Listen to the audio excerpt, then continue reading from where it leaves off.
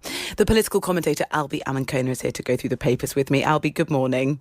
Good morning, Rosie. I mean, I'm sure you'll have vivid memories of that day. I thought the King's words were interesting today. He said, the 20th anniversary was a chance to reaffirm our commitment to building a society where people of all faiths and backgrounds can live together with mutual respect and understanding, always standing firm against those who'd seek to divide us.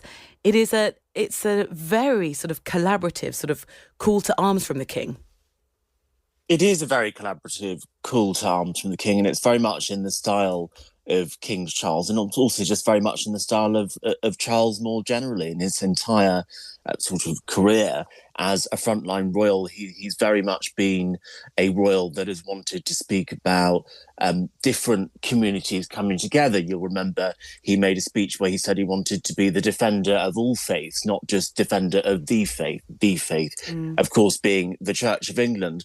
But on the broader story about the 20th anniversary of 7/7, I find it a little bit concerning that parents of victims of terrorism are still giving interviews and writing articles in newspapers calling for things like social cohesion to be taught in schools. In many ways, it doesn't really seem like very much has changed much since 7/7, which is now 20 years ago. We're still talking about social cohesion. We're still talking about a lack of it. We're still talking about a concern of terrorism.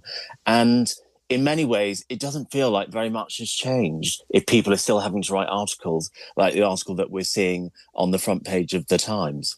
Do you think, I mean, I do feel living in London that sort of era of real fear, we have managed to move on from that in some ways. We have managed to move on from it until the next terrorist attack. I remember when there was that spate of terrorist attacks. There was the awful Paris attacks. Then we had the Manchester Arena bombers. I felt that same fear then. I mean, look, Rosie, you and I were quite young at the time of 7/7, so that was the first time I think we probably both experienced that as adults or teenagers, more socially aware. You know, obviously 7/7 was quite different. It was in the aftermath of 9/11. It was around the time of the Iraq War. It was a very different time. It was 20 years ago. But there are still terrorist attacks that happens now, and they are things that do scare us all. And I suppose, whilst I think in many ways society has progressed, people might argue that we're safer, people might argue that we're more united as people in the United Kingdom. If parents of suicide bomber victims are still having to say things like social cohesion should be taught in schools 20 years after a terrorist attack, I think that should make us all pause for thought, because you would have hoped that 20 years on, those social cohesion lessons would be being taught in schools in a way that the families of terrorism victims from 20 years ago would feel happy and comfortable with. And I think we should remember all of the victims of that dreadful day and think of the people that they left behind, and the families will be grieving after at this 20-year anniversary. Yeah, it's the family of the victim who say that they want social cohesion to be taught in schools, sort of echoing exactly the words that we'll hear from the King as well. Let's move on to the front page of the Mail today. I think this is going to be sort of politically a little controversial. The police chief saying the smell of cannabis is a sign of crime. Senior officers saying that the drug stench can make them feel unsafe. Frontline officers should do something about it. Do you agree?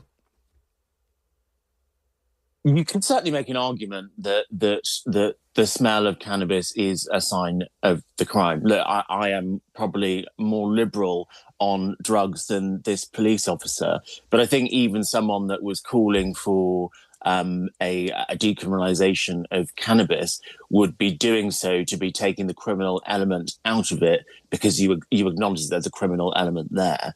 And actually, you know, these gangs that are involved in the supply and the cultivation of drugs like cannabis really can be involved in some quite awful crimes. But the question is whether or not prosecuting the person who is smoking the cannabis that you are smelling is actually going to be stopping the crimes that are taking place in order for that person to get access to cannabis, and whether or not the way that we reduce crime is by decriminalisation, legalising, regulating, taking it out of the black market and putting it into the free market, or is it by clamping down on it in a very war on drugs style, which hasn't really worked very well? Well, We which want to would remove you- the crime out of it, but how do we do it? That's the question. I mean, the Mayor of London wants to decriminalise the possession of small amounts of cannabis. It sounds like if you were picking one of those two options, Albie, you'd be leaning towards that.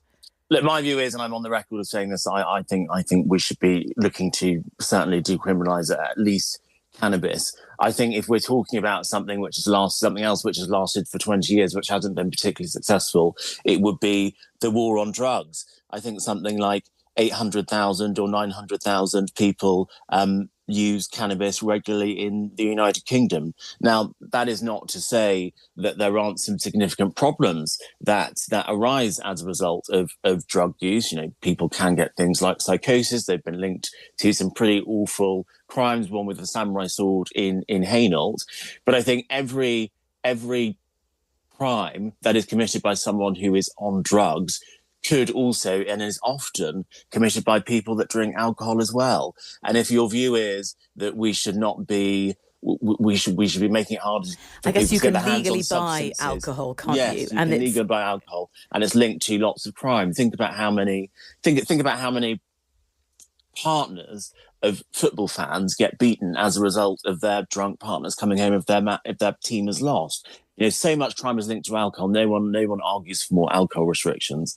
So I just think we need to look at the war on drugs a little bit more carefully, so we're not having the same conversation in 20 years, Rosie. Well, yeah.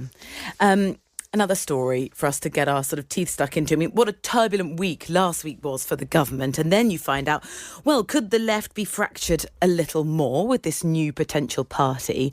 The frontrunner to head the Greens have said there should be an alliance with Jeremy Corbyn and other former Labour MPs to emulate the populist success of reform on the left. We heard the independent MP Zara Sultana suggesting that she was going to launch this new party with Jeremy Corbyn. Could they unite with the Greens? Because I think the people who would be most frustrated potentially by a new left-wing party would be the Greens. It might eat up their support. I think they could join an alliance with the Greens. Look, I mean, it's not. This is not a political party that I would ever vote for, and I'm not particularly excited by either side of the left or the right having these more sort of extreme populist parties. Zach Polanski's calling himself an eco-populist. I don't think right-wing populism or left-wing populism is a good thing. That being said, if I was a Labour voter, and I'm not a Labour voter, I would probably be very frustrated with the current Labour government for not being different enough from the Conservative government. Indeed, we have these conversations about things like welfare reform, cutting things. It doesn't really feel that different from when the Conservatives were in power. And I say that as someone who generally votes Conservatives. So I can understand why there are left-wing people who are thinking to themselves, scratching their heads, thinking, well, I thought we were going to get a change from the last 14 years. And actually, it doesn't really seem like much has changed at all. And I suppose that's the question. But the question is, can any political party really behave that differently to how the Labour Party is behaving now, or how the Conservative Party was behaving since the pandemic? Not much has changed in the last 12 months, economically, socially. And so there's not really that many options for any party that was in power. And I think whether it was Reform or this new Green Jeremy Corbyn alliance, they would all find things very difficult without taking some rather extreme measures that would probably prove to be quite unpopular and counterproductive. Albie, as ever, it's been a pleasure going through the papers with you. Albie Amankona, the political commentator, Conservative commentator, going through the papers with me this morning.